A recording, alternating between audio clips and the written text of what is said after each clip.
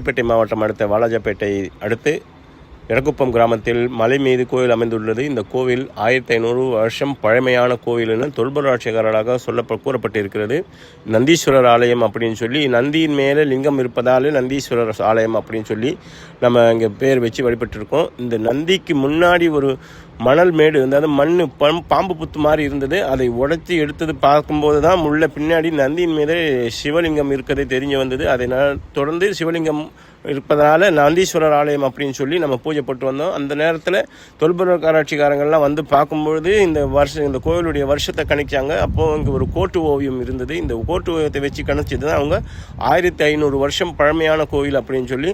அதே மாதிரி இந்த கோவிலேருந்து ஒரு 10-20 அடி தள்ளி போனாக்கா ஒரு குகை இருக்குது. அந்த குகையில் ஒரு திண்ணை, அந்த திண்ணையில் என்ன விசேஷம்னா, அந்த பெரிய வயசான தாத்தாங்க போனாங்கன்னா எண்ணெய் பிசுக்கு பிடிச்சி போயிருக்க மாதிரி ஒரு திண்ணை இருக்குது. அந்த திண்ணைக்கு மேலே தலைக்கு வச்சுக்கிறது ஒரு கல், முதுகு சாயத்துக்கு ஒரு கல் இருக்குது. இந்த கல் மேலே என்றைக்குமே ஒரு தூசியோ துரும்போ இருக்கிறது இல்லை. என்றைக்குமே ஷைனிங்காக மினு இருக்கும் அந்த கல் அவர் விசேஷமாக இருக்குது. மெடிடேஷன் பண்ணுறவங்க வந்து தியானம் பண்ணாக்கா உடனே அவங்களுக்கு அந்த பொழிவுகள் கிடைக்குது.